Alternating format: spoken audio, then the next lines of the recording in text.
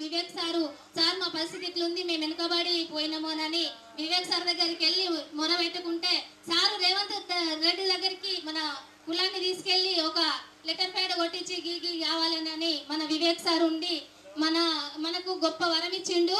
మన వివేక్ సార్కి మనము రుణపడి ఉందాము.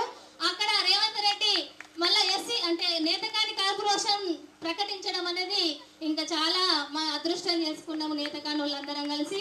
మళ్ళీ అదే విధంగా మాకు హామీ ఇచ్చింది ఏంటి అని అంటే నేతకాని భవనం నిర్మిస్తామని హామీ ఇచ్చారు సార్. మేము మా వాళ్ళు మాట మీద ఉంటారు సార్. ఖచ్చితంగా మా ఉన్న నేతకాని ఓటు ఒక్కటి కూడా మిస్ అవ్వకుండా ఈసారి మీకే వేపిస్తామని మేము ఖచ్చితంగా హామీ ఇస్తున్నాం సార్. గొమాస సినిమా నేతకాని కులం అయినప్పటికీ నరేంద్ర మోడీకి ఇప్పుడు పుట్టింది ఆ నేతకాని కులం మీద ప్రేమ. అదే అంబానీలకు అదానీలకు అందరికీ కార్పొరేషన్స్ లోన్స్ ఇచ్చుకొని ఎగ్గొట్టిండే.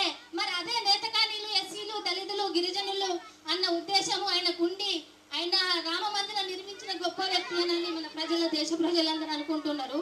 ఆయన సొంతంగా నిర్మించిందా? ప్రతి వాడకు మనం సందాలు ఇచ్చినాం.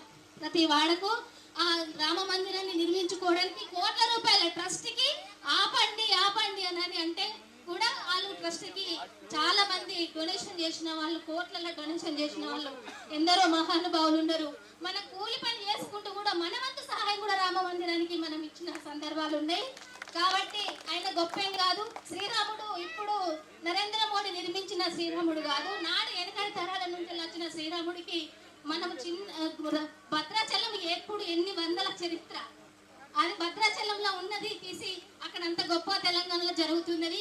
నేను తెలంగాణలో రాజ్యం వెళ్ళాలంటే నాకు ఢిల్లీలో ఒకటి రామ మందిరం నిర్మించాలని ఒక ముసుకేసుకొని అదే రామ మందిరం నిర్మించిన దానికి మన ఎస్టీ అయినటువంటి మన రాష్ట్రపతి మన ప్రథమ సభ్యురాల్ని ద్రౌపది ముర్ముని అసలు ఆహ్వానానికే లేదు.